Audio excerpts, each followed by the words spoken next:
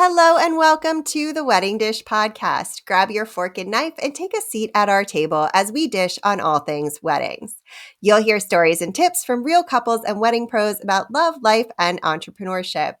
I, of course, am your hostess with the mostest on the Wedding Dish Podcast and the CEO of Photos from the Harty and District Bliss, Sarah Alapin. And before we get started, if you haven't listened to last week's episode, please be sure to go check it out. So much great info, such a great show. You won't regret it. Thank you, everyone, for tuning into the Wedding Dish today. Today, we are talking with an event planner, designer, published author, and membership host based in Virginia, just outside of Washington, D.C., like me, the human behind Glorious Weddings and Events, Alyssa Glorioso. Thank you so much for joining me on the Wedding Dish today. Thank you for having me. I'm excited. This is going to be such a fun episode. We were dishing about it a little bit offline, and I'm really excited to dive in. Are you ready? I am ready. All right, let's dish. So, as a planner, how do you feel about people, whether they're vendors, friends and family, influencers? How do you feel about them giving advice to couples? Ooh, juicy advice. I think advice is everywhere. I really think it is, and I think it's one of those things people love to give and people don't always love to receive. Because if you think about Thanksgiving, everybody's asking you a question and then wanting to give you advice. And I think there's a time and a place for it. But what I see is there's two camps: the you do you, or that it all depends. And I think more and more couples need to hear that they don't need to follow somebody else's plan. But I also feel like a lot of times before you give advice, you need to ask like five more questions. And oftentimes it's really the therapist model of helping the other person find their own answer. And I'll give you a little, and sometimes it's giving them the suggestion that they don't want to hear, but will actually get them to that end result. So I'll give you a quick example. The thing I most hear couples think they want but don't actually want is a sweetheart table. Because they say, oh, we want to have some private one on one time at dinner. And I say, okay, tell me a little bit about that. What do you want dinner to look like? And where we land is they want to be left alone at dinner. And what most often happens if they're sitting at a sweetheart table, that's when it's just the two of you, that everybody kind of sees you're on this own little island. And it's very easy for people to come up and bother you. And it's also because it's just the two of you and you can get up and leave super easily, it's very easy for you, the couple, to not actually sit and eat.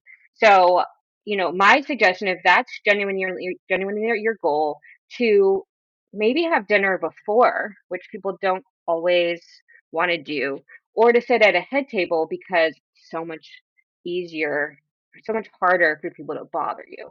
So I find sometimes advice, I try to make sure that if I'm giving advice, I'm fully versed in doing it. But I'm the person who my husband hates it, but I love to answer a question with a question.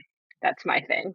I agree. I think it's so important to know what the person wants to receive before you actually answer what you have to give them. And like if you think about the sweetheart table logically, then you're not facing one another. You're not closed off in your own little intimate cocoon like you would be at a restaurant. You're actually facing everyone else, which means that people are going to think that they're invited to come in.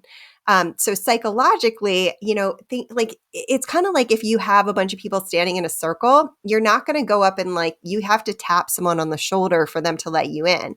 Versus if people are standing facing the space, it's much easier to walk up and those are the people you ask for help when you're at the airport or whatever, for example. So psychologically, it makes it much easier for people to interrupt. I also love what you were saying about eating dinner separately, which might be like 10, 15 minutes of a quiet moment. But to have that private moment, I think is so important and allows you to really take in the day as a couple and breaks some of the I mean, you're still going to have some jitters even after the ceremony. So if you're having dinner after the ceremony, then the natural break point where you can then tuck away for a couple minutes, eat your dinner, and like just have a quiet moment. There's a lot of power in that too. And there's so many, I mean, I think every venue I've worked at, other than like maybe a tented wedding when it's raining, and it's like in a farm or on a farm in a field. Outside of like that situation, everywhere has a little room for you. Absolutely. Yeah, and I think the other side of that is what you said of like what the person is willing to receive at that time, Yeah. or if they're even asking Yeah. for advice. Yeah. I mean, it's, yeah. And also, when you are giving advice, you have to kind of check if the way you're giving advice can be offensive to that person in some way, because what planning a wedding is a very emotionally charged moment in your life. And you can have more everyone has more feelings surrounding it, to be honest. Um, if you go up to someone and you're like, "Oh, well, you look good in A-line dresses. You don't look good in, what's the type, the fit and flare. So you should look at A-line dresses." That's going to hurt someone's feelings, whether or not it's true. So, check the way you're like thinking about. It's not saying something like that can be very hurtful. That is so true. And I think especially with like just context of maybe it's even very benign advice and the person is going to be caught off guard. Um, or maybe they've already made up their mind, or they're just really looking to brainstorm and you're kind of telling them you should, or it's not tailored to the person. Like I was just reading this thing on Instagram about habits to kind of make you a better person, and it was saying get up at 4 a.m. and I like I'm not going to be a better person No, getting up getting up way earlier than my natural time. So I think advice should always be malleable to the person. that's a great way of putting that. Um, I love that. Do you feel like, um, how do you feel about non-planners making recommendations and giving like specific wedding related advice to couples surrounding their wedding day in terms of like the actual plan of the wedding day? Um, Mm. And I would love to dish on this with you because I think every vendor has their role, and I always love if it's adjacent to another vendor to include them in the conversation. And kind of how I work is if we're creating the timeline, spoiler alert, it's a collaboration, it's a working document, but the planner is responsible for creating it. But I go to you, the photographer, and say, hey, here is just the general roadmap. How much time do you need for these things? Or what is your general framework so that I can put your timeline into mine? Um, but I just give a word of caution to anyone who's asking, say, for instance, a photographer for hair and makeup recommendations or a DJ for caterer recommendations, is they don't see the full picture. And what's interesting is other vendors do more volume than planners do. But the reason for that is because we are so involved from start to finish. So we have very different perspectives. But my caution about, suggestions is a DJ is not going to have any clue on what the caterer's response time in email is necessarily, except to them. Or, if the hair and makeup people arrive on time, or if they took the past client suggestions. So, that those are things that planners are intimately aware of, but I also never want other vendors to feel like, oh, that's outside of my lane. I can't give advice. I think it's just a real collaboration in terms of who's most appropriate or if it needs to be a three-way conversation. What do you think? I think that's an interesting question. So from my standpoint, let's say the DJ recommendation, um, what I'm going to be thinking about is if they're not keeping me all night, I need someone to pack that dance floor for the 45 minutes that I'm there to capture dancing. So I am going to prioritize the referral that's going to get the people on the dance floor. And not every DJ can do that, um, especially if they're not like a big party family. So you're right. I am going to always think about what impacts the way I do my job and the way that I can deliver as a photographer, because I know what it's going to look like. I also, I'm going to think about like, are they going to appropriate, if they're going to like get everyone to stand, if not everyone naturally stands, and that's something that the couple wants when they're coming down the aisle, then I'm going to think about like the DJs that can really read the room, I guess, which is a big piece of their job. So, but the thing is for me, and this might be because I've been in business so long, it's 20 years actually, next year. So, That's amazing. which is crazy. Um, but I always, with everything, I'm always like, please check with your planner, including anything where they'll come to me and they'll ask me about the timeline. And they'll say, how long do you think we'll need for family photos? And of course, that's another thing where I'll say it depends, because if you're doing a first look, and if your people show up on time, because there's a factor there, if you can't get your people to show up on time and you do the first look. But because it does need to be a collaborative conversation, I'll always say, but check with your planner and make sure that that works logistically with the location, the timeline. Like, I don't know where you're getting ready intimately like that. I may never have been to the property, or it might be like the Airly out in Warrenton, where it's gigantic. Huge. Yes. Like, I have to drive all my couples around that venue because like you just can't do it otherwise. And I won't do that venue anymore with one photographer. I've decided that that is a hard line for me, because you really like, you have to have somebody getting the car while the other person is photographing in order to complete that gallery. Um, so yeah, I think it's really important when it is in the area of someone else's expertise to always defer back to that vendor. And to, if you want to give advice, add the qualifier, but please make sure you speak to your planner, because I don't know everything that goes into working behind the scenes with this person.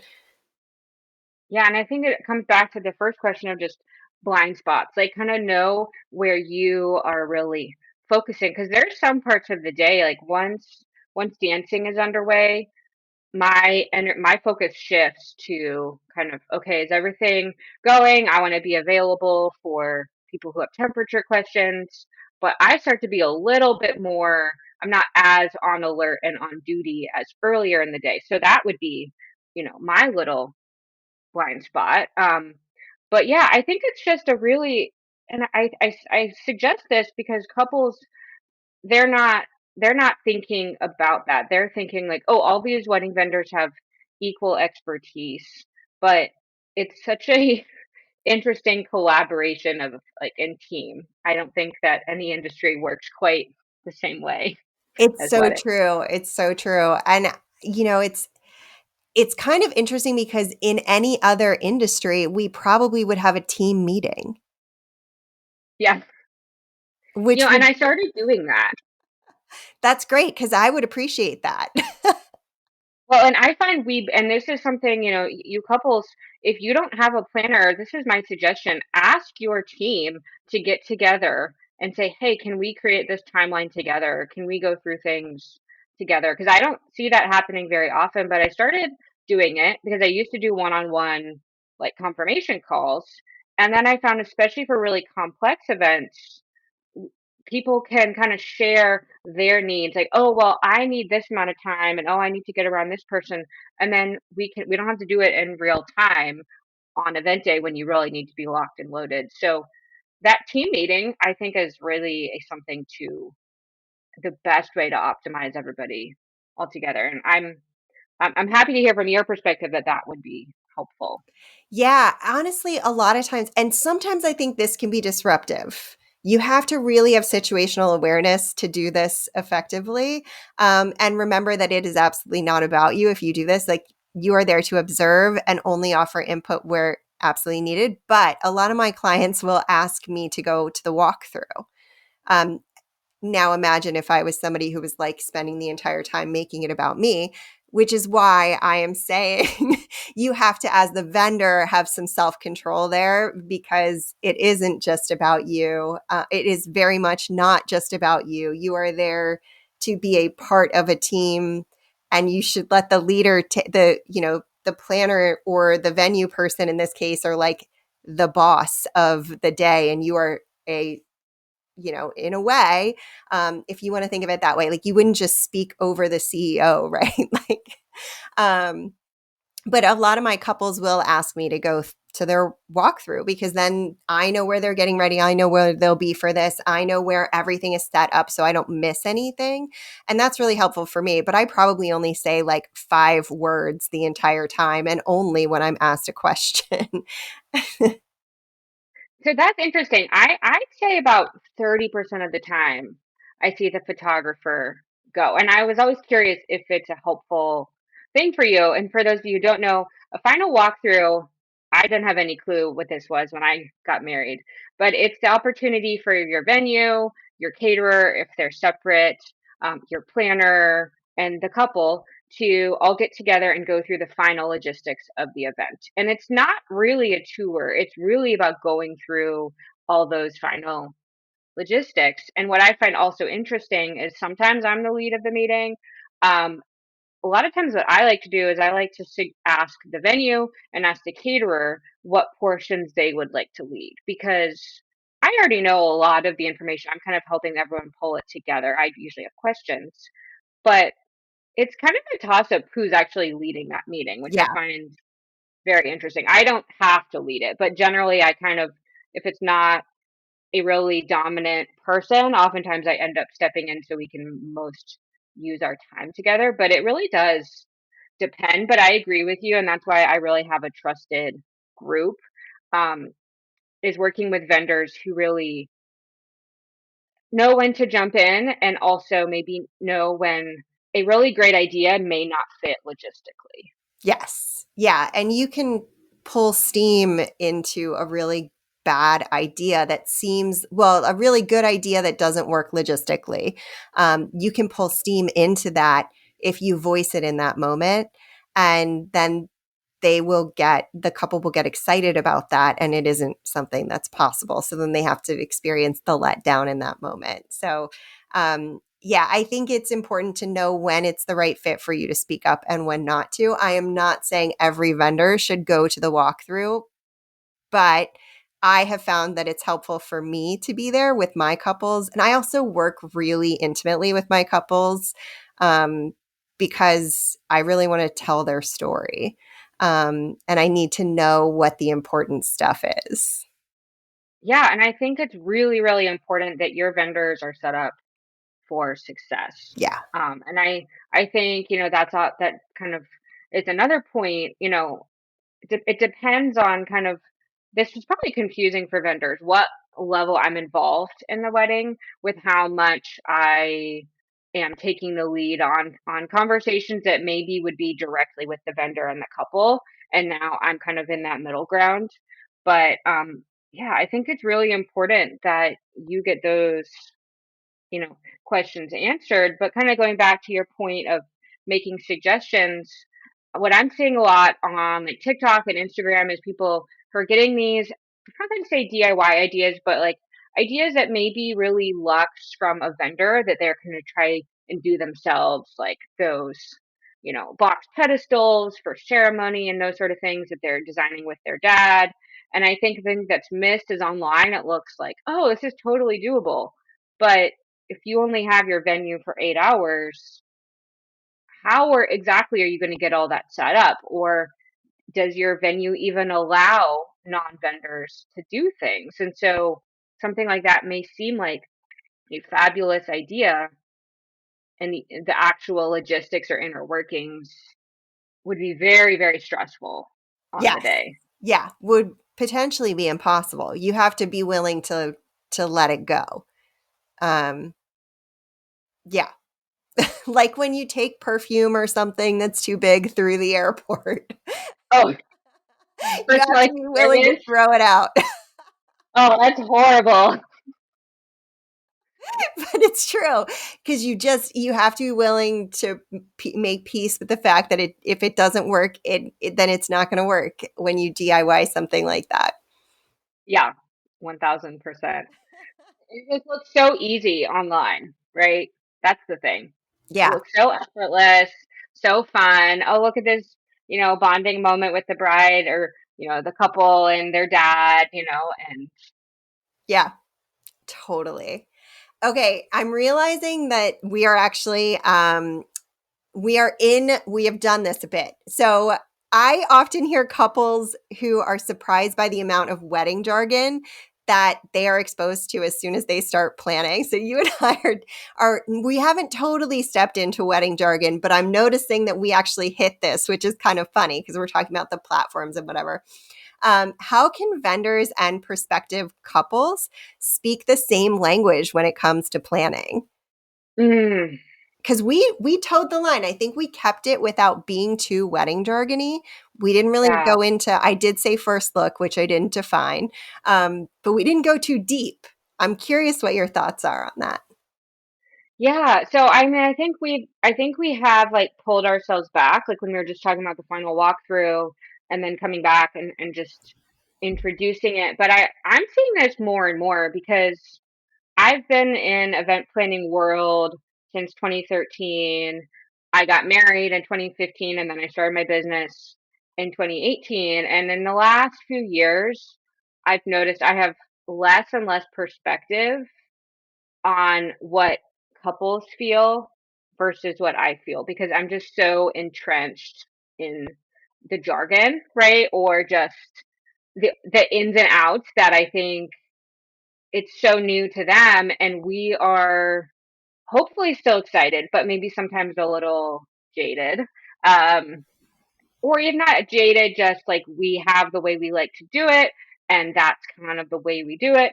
And I think how we can speak the same language is trying to always come back to curiosity and also that social awareness. Like I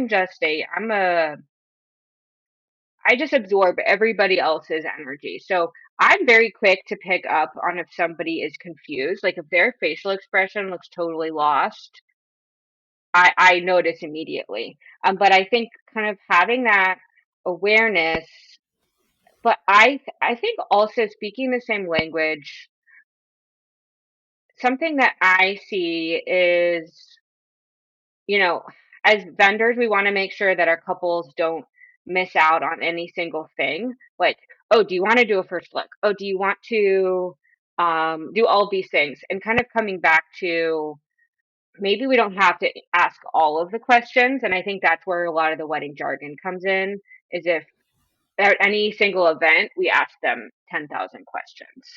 That's true. Yeah. It's interesting because you forget that it is a different language.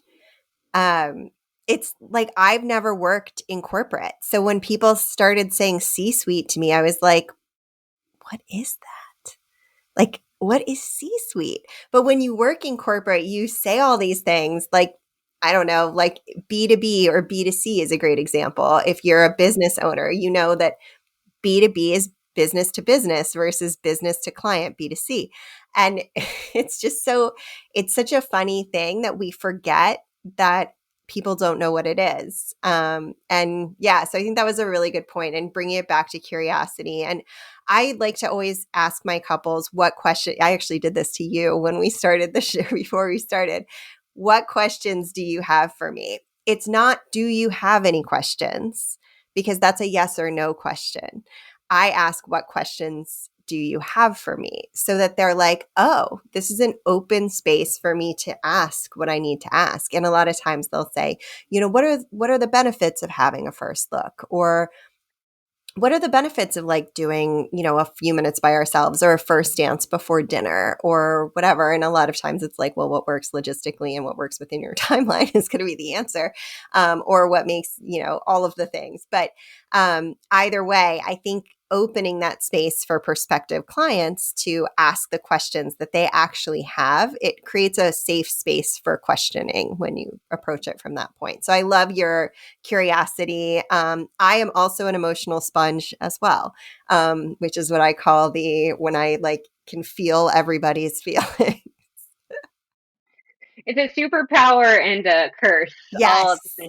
Yes, it's taken me a long time to get the shields of like negative energy to shield myself from negative energy. Or just notice when I don't have to absorb everything that's coming my way. But it's very helpful for weddings because dinner will be finishing up and I'm walking around the room and it's like, oh, people are ready for toasts like in 2 minutes. And so, that sort of like when the energy is shifting or when people are ready. Um, but I think one thing that's coming to mind about this is like something I think this is will happen in the next few years as we kind of go from millennials to Gen Z. I'm saying the younger generations feel the need a little bit more to do the traditions, like because if they're younger, their parents may be a little bit more involved, and then their parents are still thinking that bouquet tosses are super common. But for most of my weddings, I see them maybe one out of every 15 weddings. Yeah, So I think that we're starting to have a kind of conversation come back with some of the jargon that maybe 3 years ago we were seeing really kind of fall by the wayside. Um, so I think those like wedding items, they kind of come and go. that's interesting because that was going to be my next question, talking about adapting and the next era of weddings and what you are forecasting for the next era of weddings. So feel free to expound upon this a little bit more. So I'm really curious what's going to be coming next year because I feel like this year was a very unusual year It in was. terms of it was like very short time frames. Like people were hiring me like 3 or 4 months out, which is not common. And I was checking, and everybody was kind of saying the same thing. But also, venues seem to be booked really far out. And what I saw, and I started to talk to couples because I love seeing patterns. And I think that's something that's important to discern. I think patterns are different than trends, and people confuse them quite a bit. Like I think you were kind of talking about that in your Vogue podcast about some of the things that Vogue was saying as trends have kind of been around for a while. Yeah. Um, but yeah, I think it'll be interesting to see how people feel once the election is behind us because we're kind of in for most people don't realize this is another jargon thing that I think 40% of couples get engaged between Thanksgiving and Valentine's Day. Yes. So this is the time of year when a lot of couples are starting to reach out. And I don't want you to panic that like you're behind because this is just it's really starting to kind of slow ramp up. But I think we're going to start seeing Gen Z get married more. I think content creators are going to continue to be a thing. I will be curious to see what happens with like the need to do aesthetic things and the need to like have an Instagram TikTok wedding, or if that will kind of start to have a like any sort of like aftermath because I do think there's a lot of tips and tricks online that don't work. So I'll be curious to see how that kind of shakes out. But I'm seeing less couples opt for full planning, more couples opt for wedding management. I'm doing less and less wedding management, and that's kind of also why, I've launched my membership to serve, those couples who are looking for that, you know, we want some help. But yeah, I think 2025 is going to be a very interesting year. What do you think? I think so too. I think 2024, we had a bit of a wedding pause because there was a dating gap in the beginning of the pandemic. So there was that, plus the pandemic caused a lot of splits um, during and after, because a lot of people that started dating during the pandemic found out that when they went back into the real world, they didn't have the same lifestyle and it wasn't as sustainable. And it felt like you were changing yourself to accommodate a lifestyle that wasn't yours, or maybe wasn't yours anymore. But whatever the reason, and I'm sure there will be studies done on this at some point in the future. I am not the one to have done the studies. These are just the patterns I have personally noticed. I have no background in psychology, to be clear. Um, but I think it was a weird pause because either I got couples who were last minute getting married, like close to the date, or they booked me 2 years in advance and I had Mm. nothing in between. So my all of my 2024 weddings, it was either they booked me in 2022 or they booked me in like 2024 a couple months out, which is just like that never happens. So I think it was an interesting year. And my 2025 weddings, I think it's going to be interesting too, because a lot of people are still focusing on the family gathering and the friends gathering part. And they're less focused on like the time of day that it happens, or a lot less focus on like the elements going into it, and they want those candid moments from me, and they want that party feeling and the celebration. That's what I keep hearing from couples over and over again. So I think that'll be interesting too, to see what that actually looks like in that moment. A lot of offbeat venues too. Mm. Yeah, I think all of that is right in line with what I'm seeing. I'm seeing a lot of like around 100 people weddings. That's kind of the average size nowadays, which like in 2018, 2019, that was a pretty like on the smaller side weddings. Yeah. And I'm seeing like, I feel like a couple years ago people were getting away from traditions or the like standard wedding, and it's like people really want to focus on their family and friends, but the things like family dances or first dance or cake cutting, people are kind of coming back to wanting them. They kind of still they want those things, and they want to really focus on the party. Yeah. And I don't see that going anywhere this coming year. No, I don't either. And I think that might not go anywhere for years down the road here. I think it's always interesting, we tend to work in cycles as humans. And so we go to non-traditional and then we're kind of tired of non-traditional. So we go back to traditional and then we're kind of tired of traditional. So then we go back to non-traditional. I think we're going to be in this more traditional, organized timeline, a traditionally organized timeline and event celebration, and the big like events, like you said, the cake cutting, the dances, the all of those things. But I would not be sad to see the garter toss go away forever. Yeah, I haven't done a garter toss in so long, honestly. I know. I think the last one I had was 2017. What the funniest one? If I had to give my own advice, people are still talking about favors as Oh if yeah. like please stop doing them. I'm like, I haven't seen favors. Like I see a few, but that's the one. I'm like, why are people still talking about these? I don't get it. Yeah, it's usually like a koozie or something that's functional on the day of, if they have them at all. Yeah. I don't know, like get a cool sticker or something. Like if you need to have a favor, something that's going to cost you like 7 cents per item. Or cookies. Like I'll Yeah. see those decorated cookies or something like that. But even those people don't always take them. But Yeah. uh, Yeah, you're going to plan on ending up with extra of the cookies because people definitely don't take all of them. And that's okay. You can freeze them maybe if you can't eat them all. it's true. It's true. But what I found interesting, and maybe this is COVID related, but there were some like really big trends like 2021 through 2023 that kind of just whoosh were gone. Like the Hollywood wave style haircut with the like really like middle part and like really big. vintage waves. That was really popular starting in 2021 through 2023, and I think that's kind of gone. The neon signs were this big moment for like 2 years, Yeah.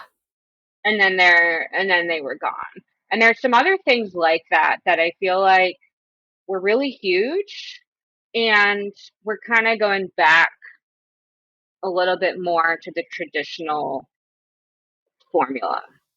Yeah. I could totally see that. I could totally see that. I wonder if uplighting will change at all. Interesting. Because that's been big for a while now. Yeah. And I'm not huge on uplighting unless it's like a white or an amber, like blue and pink. Or it makes sense with the venue. Like Yes. if it's Longview Gallery and you're doing something like they have a neon exhibit or something and you're doing neon lighting, like that probably looks really freaking cool. It has to work with the venue. It shouldn't just be there to be there. Although it is sometimes helpful if there's some sort of like pole or something like that's in the middle of a dancing space. Yeah. Yeah. I know. It's interesting. The other thing that I think will be interesting to see how it plays out because, the economy and inflation and all of that has shifted things, but, you know, 2019, if you had a $60,000 budget or even like I'd say up to $100,000 budget, and some of you is probably, I mean, it's a lot of money, right?